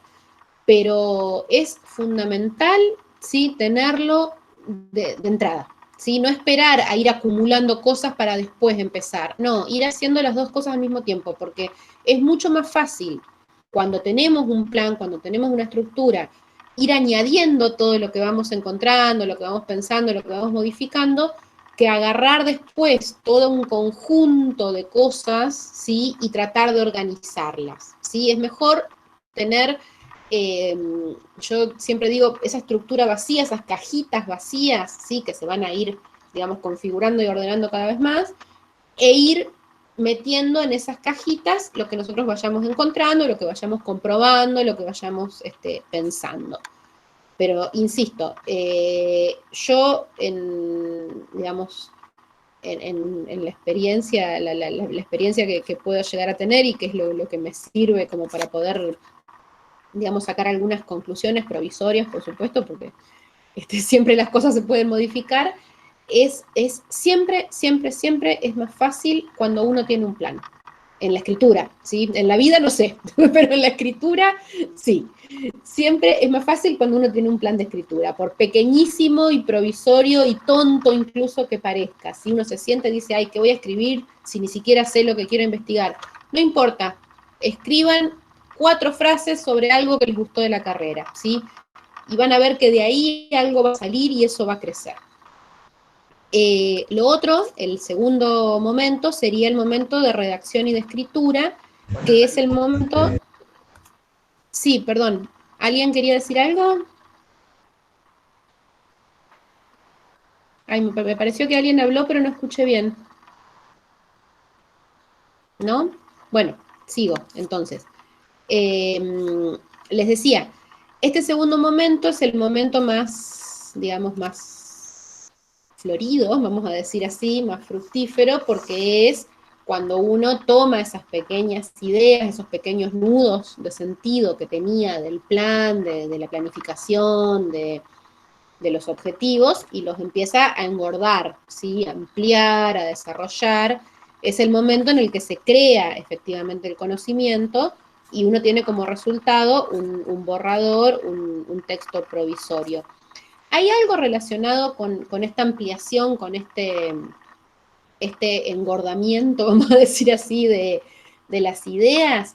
Que yo, bueno, les pido disculpas a las chicas que estuvieron en mi taller anterior porque me voy a repetir, pero es algo que es una metáfora que a mí siempre me gustó mucho. No es una metáfora en realidad, es un consejo que a mí siempre me gustó muchísimo porque me resulta muy claro y muy útil, que es del dramaturgo Mauricio Cartún. No sé si alguien lo conoce o lo ha leído. Hace años yo hacía un taller de escritura con él, de escritura creativa, de escritura teatral, pero él contaba cómo hacía, cuál era su método de escritura, que bueno, obviamente tenía todo el tiempo del mundo porque se trabaja de eso, así que lo podía hacer, cada cual lo adapta a su realidad. Pero él decía, bueno, yo a la noche me siento y escribo, solamente escribo, ni siquiera releo lo que estoy escribiendo. Me siento y agarro si tengo papeles, si tengo cosas, digamos, si tengo un plan, lo voy mirando, pero lo que hago básicamente es escribir. Escribir, escribir, escribir, escribir, lo que sea que me salga. Y ni lo leo, ni lo releo, nada. Simplemente avanzo en la escritura. Todo lo que tenga para decir, cierro la computadora, me voy a dormir. Al día siguiente me levanto, decía Cartoon, me preparo un café, me siento y releo todo lo que escribí la noche anterior y ahí sí voy puliendo, voy recortando, voy reordenando. Ahí él decía, bueno, a la noche soy escritor y a la mañana soy corrector. Siempre me gustó mucho esa idea y algo que quizás les ha pasado cuando intentan empezar a escribir, que a todos nos pasa, a mí me pasa todo el tiempo, y es que uno tiene puesto el chip del corrector a medida que va escribiendo. Entonces, le parece que lo que está escribiendo es una pavada, o que no logra, digamos, no termina de plasmarse en el papel la idea que tiene en la cabeza, o está prestando atención a cómo está redactado, o está prestando atención, esto se escribe con Z o con S, o ese tipo de cuestiones, ¿sí? Bueno, eso entorpece muchísimo la escritura y nos retrasa muchísimo y hace que quizás escribir una página nos lleve el triple de tiempo, ¿sí? Entonces, en la medida de lo posible, en este segundo momento, vuelvo al PowerPoint, ¿sí? El momento de desarrollar las ideas, de crear el conocimiento, el momento de engordar, digamos, nuestro texto, dejemos de lado la cuestión de la corrección, ¿sí? Total, siempre hay tiempo, que sería este tercer momento, ¿sí? Dejémoslo de lado, no importa si nos parece que no está bien explicado, no importa si nos parece que no está del todo bien escrito, no importa, bueno, por supuesto, menos todavía importa si tiene algún error de ortografía o de puntuación, ese tipo de cosas. En ese momento no interesan, total, eso no es lo que nosotros vamos a entregar, ¿sí? Está, digamos, es interesante esto que decía Cartoon de deshacerse de la figura del corrector en ese momento para que no nos esté todo el tiempo interrumpiendo y coartando la escritura, ¿sí? Para que no nos esté complicando la vida, ¿sí? Ese paradito acá en el hombro, diciéndonos, ay, esto está mal, esto no está bien escrito, esto no se entiende, ¿sí? No interesa. Yo lo escribo igual y avanzo todo lo que puedo, tal después agarro y lo corrijo, ¿sí? Que sería, como les dije, este tercer momento de revisión-edición, ¿sí? De ajustar las primeras versiones, de pulir, y bueno, ya tengo el texto definitivo, ¿sí? No es necesario hacerlo como Cartoon, bueno, escribe de noche y a la mañana se levanta y corrige, porque bueno, quizás uno tiene que levantarse e irse a trabajar, también puede pasar, pero bueno, en algún momento podremos sentarnos tranquilos y corregir todo eso que escribimos. Incluso muchas veces también, yo siempre cuando voy escribiendo y voy construyendo el texto, lo pienso como si estuviera, disculpen lo pedestre de la metáfora, pero como si estuviera haciendo una escalera. Bueno, y hay un escalón que quizás no lo clavé bien y me quedó medio flojo, pero no encuentro la manera de acomodarlo. Y bueno, lo dejo medio flojo y sigo con el de arriba, ¿sí? Y sigo con la escalera. Total, después puedo volver a ese escalón, ¿sí? Porque me acuerdo que está flojo, no es que lo voy a pisar y me voy a caer. Puedo volver, ¿sí? A eso que me pareció que en la escritura había quedado más o menos. Lo retomo, lo reescribo, lo acomodo, lo borro y lo vuelvo a escribir también, ¿por qué no? ¿Sí? Pero, bueno, son algunas cuestiones que tienen que ver con el trabajo de la escritura. Voy a avanzar un chiquitín más y después, a ver si, perdón, voy a ir de atrás para adelante. No, esto lo voy a dejar para después. No, vamos con esto último y después ya sí pasamos a las preguntas. Lo que yo les decía recién del plan de desarrollo del texto, sí, que podemos empezar con algunas ideas sueltas. A medida que vayan creciendo nuestras ideas, y bueno, y eso siempre va a suceder, cuanto más leemos, cuanto más investigamos, ¿sí? Siempre se nos van a ocurrir cosas nuevas, por supuesto. En ese trabajo de escritura paralelo que vamos a ir haciendo a medida que leemos y a medida que investigamos, siempre es interesante tener en cuenta esto. Hacer un provisorio índice de contenidos, que en realidad no va a ser un índice, sino que nos va a servir a nosotros como plan, nos va a venir bien para la organización y para la jerarquización de toda la información que nosotros estamos escribiendo y que estamos recopilando, ¿sí? Más allá, esto que puse acá cumple la función de guía para el lector, eso ya es, digamos, cuando ya tenemos el índice definitivo, vamos a dejarlo de lado. Pero esto es lo interesante, en la fase previa a la escritura del texto funciona como un plan de redacción, lo que decíamos recién, que se va adaptando en función de los conocimientos que se construyen, ¿sí? ¿Qué quiero decir? Esto es lo último que digo. A medida que vayamos investigando, leyendo, recopilando información, asociando esa información, vieron que uno siempre pasa, o sea, lee una primera cosa y cuando lee el quinto artículo, esto me puede servir para relacionarlo o para discutir con el primero, bueno, en fin, todas esas ideas que se nos van ocurriendo, primero las anotamos, a todo, anoten.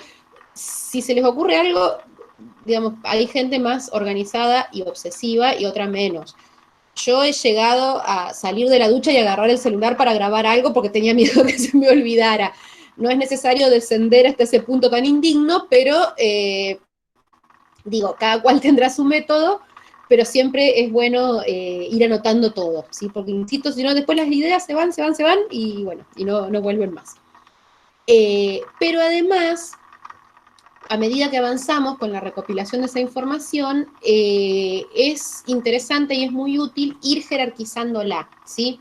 Esto que yo decía de la tormenta de ideas hace un ratito, la tormenta de ideas es un primer paso, ¿sí? Pero yo no puedo estar 3 meses haciendo tormentas de ideas, no. O sea, eso es al principio. Una vez que ya hice esa tormenta de ideas inicial, o la hice 2 o 3 veces, no sé, después ya llega el momento de organizar y jerarquizar. Y una vez que organicé y jerarquicé, lo que hago es ir engordando o modificando ese plan, ¿sí? Metiéndole algunas ideas, algunas relaciones, viendo dónde van a ir las cosas, ¿sí? Yo digo, bueno, esto me puede servir para el marco teórico, esta categoría que acabo de leer, esto otro, en cambio, me puede resultar interesante para no sé, para la investigación en sí, qué sé yo, se me ocurre como ejemplo, vamos a hacer una encuesta, bueno, esta pregunta tiene que estar sí o sí porque yo quiero demostrar esto, ¿sí? Todo eso lo vamos a ir anotando en un plan que viene a ser como un índice,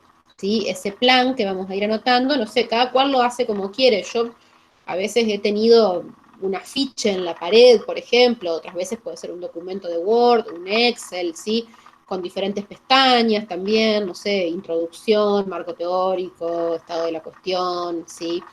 Metodología, bueno, cada cual lo va armando como le parezca, pero ahí ya, solo teniendo eso, ya voy jerarquizando y ordenando la información, ¿sí? Es, digo, con esto termino, lo último, es bárbaro hacer esto del plan, porque una vez que yo tengo más o menos el índice y el plan armado, es genial porque pareciera como que las cosas se ordenan solas. Uno encuentra una idea suelta por ahí, abrís el plan y decís, ah, tic, ahí, lo pongo ahí y veo que había una relación entre esas dos, entonces anoto algo más. Y es una sensación maravillosa porque es como que tiki tiki, como si fuera un Tetris, vieron que van calzando los bloquecitos. Bueno, de repente uno ve entre sus ojos una cosa más o menos ordenada y parece que lo hubiera hecho otra persona, ¿sí? Porque la fuimos haciendo tan paso a paso y la fuimos engordando y organizando de a poco que de repente tenemos el plan de escritura, casi sin darnos cuenta. Pero bueno, para lograr eso es un trabajo de hormiguita, ¿sí? Hay que ir poquito a poquito, anotando, escribiendo, ¿sí? Y esto sí ya es lo último que digo, nunca dejar de escribir, como decíamos de García Márquez, es 90% transpiración.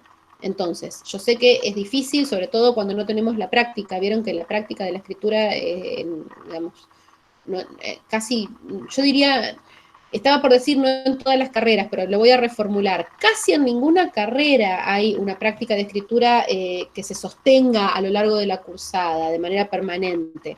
Entonces, es muchas veces difícil.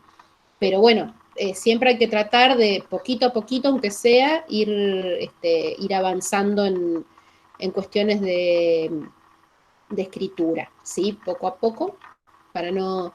Es como, no sé, calculo que será... Yo nunca jugué al fútbol, pero calculo que debe ser como cualquier deporte, ¿no? Cuando uno deja de practicar se oxida, y cuanto más practicas, más fácil es. Así que calculo que debe ser así. Bueno, muchas gracias, muy claro el discurrir. Ah, bueno, genial. Bueno, Lilian, me alegro de que sea útil. ¿Preguntas? ¿Comentarios? ¿Alguien quiere agregar algo? ¿Interrogantes? ¿Quejas? ¿Reclamos? Lo que ustedes quieran agregar o preguntar, adelante.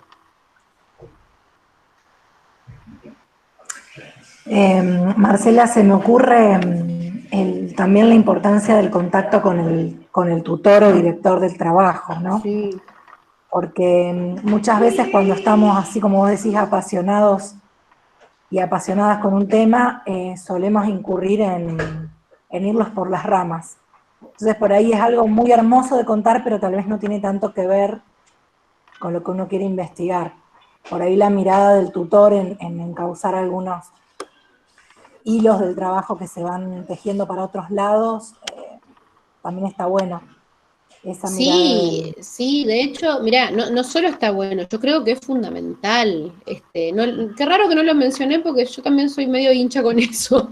La cuestión de la persona que, digamos, que es tutor o, bueno, director, no sé, es fundamental, es muy importante el trabajo.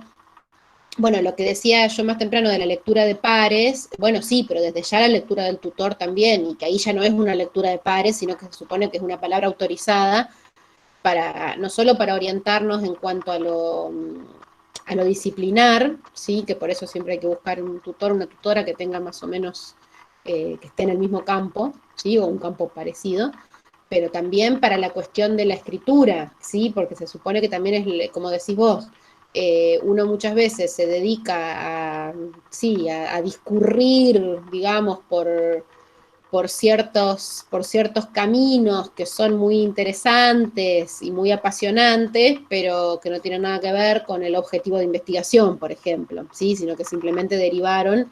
Y bueno, se supone que una de las tareas de los tutores es esa.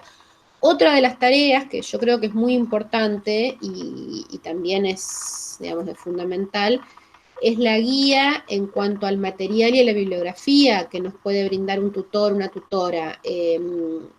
Vieron que, bueno, uno cuando empieza una investigación sobre un tema X, uno va buscando, sí, bueno, qué puede haber, bueno, qué sé yo, simplemente googleando también podemos encontrar un montón de cosas, pero se supone que una persona que esté especializada en el tema nos puede dar una mano enorme, y de hecho es una de las funciones del tutor o de la tutora, orientarnos en cuanto al uso de la bibliografía, en cuanto al material, ¿sí? Para que no nos vaya a pasar, que vieron que también es un riesgo, no sé, creer que estamos descubriendo la pólvora y resulta que ya había alguien que lo había hecho antes que nosotros y había escrito sobre eso.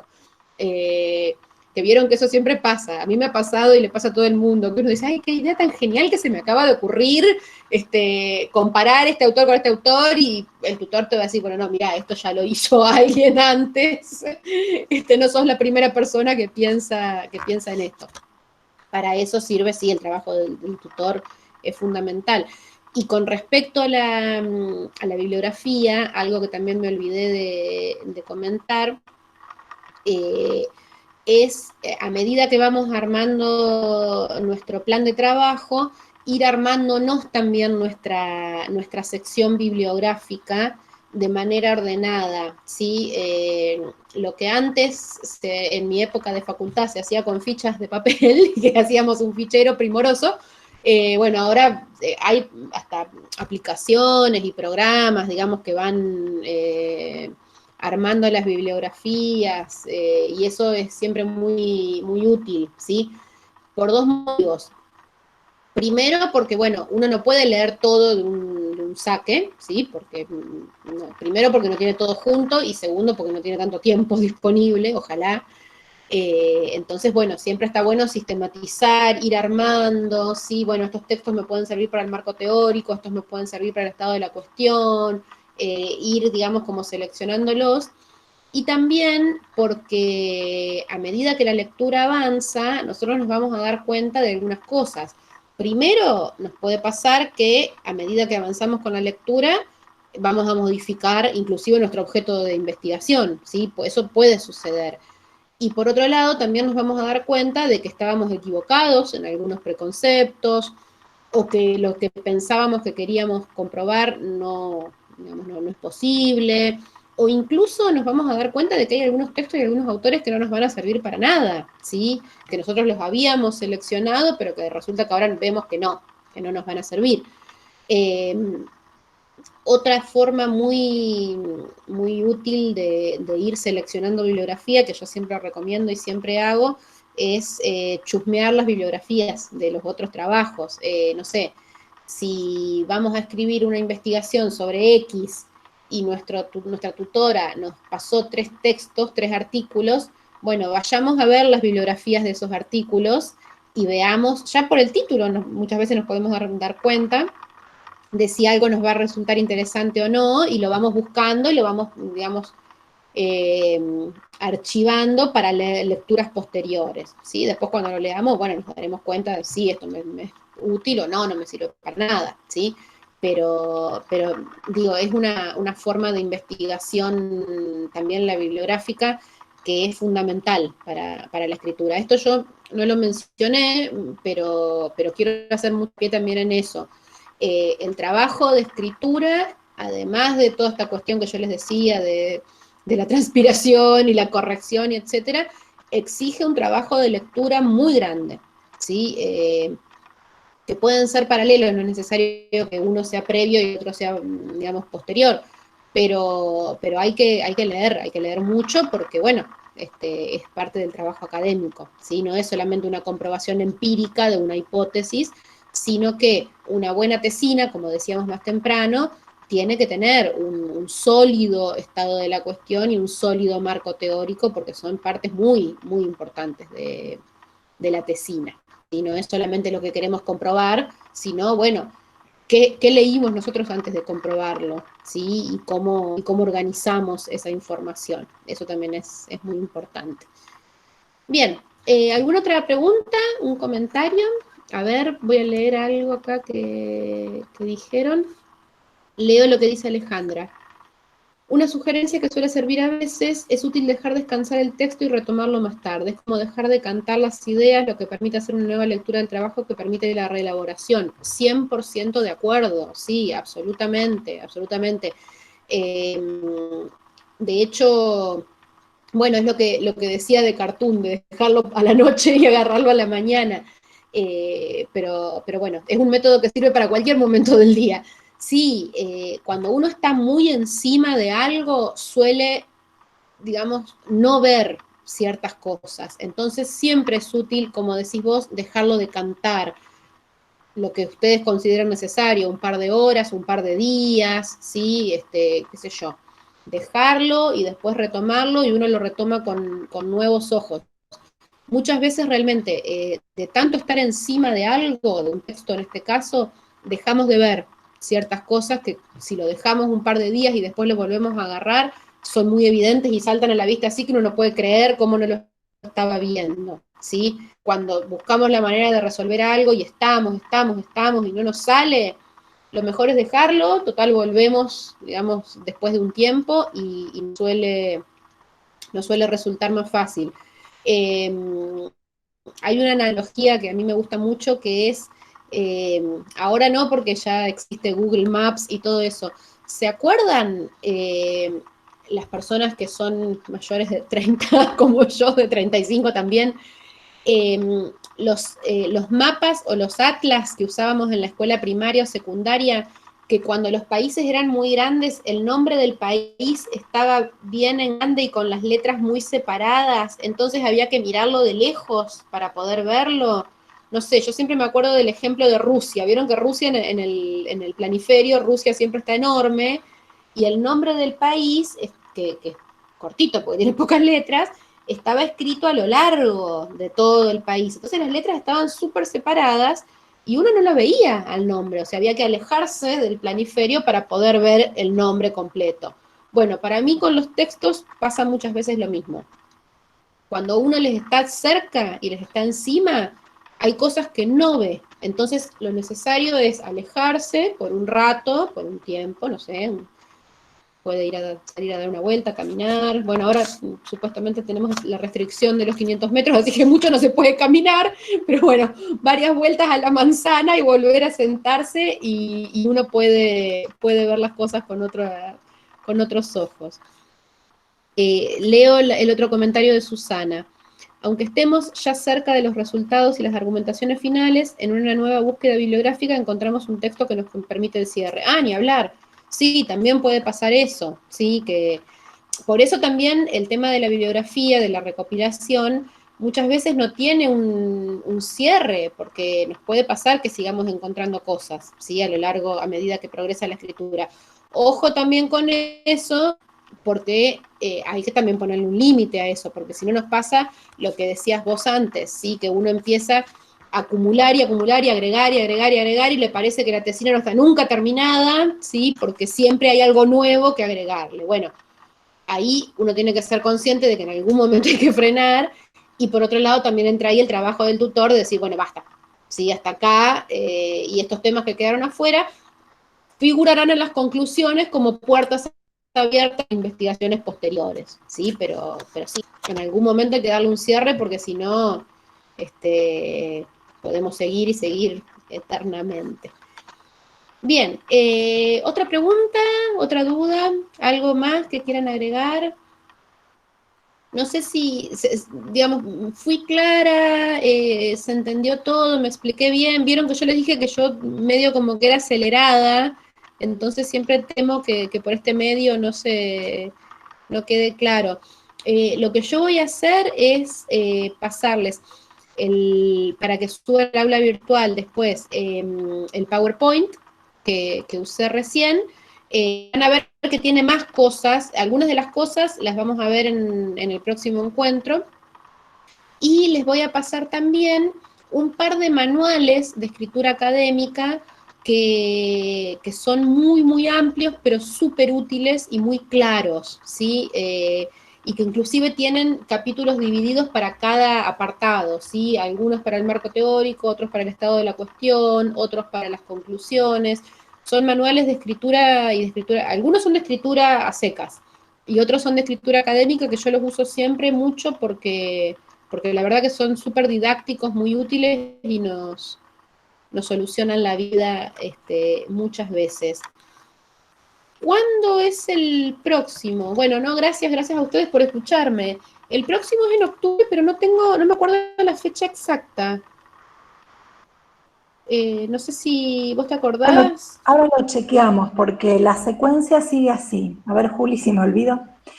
Nosotros tenemos el lunes que viene, es asueto, porque es el Día del Estudiante. Ah, claro, es verdad. La estudiante. Así que el lunes que viene dejamos que la gente festeje. Disfrute, claro. Disfrute de su día. El 28 vamos a dar un espacio que es simplemente para consultas referidas al proceso de tesina propio o a alguna duda que haya quedado en relación a estas dos charlas.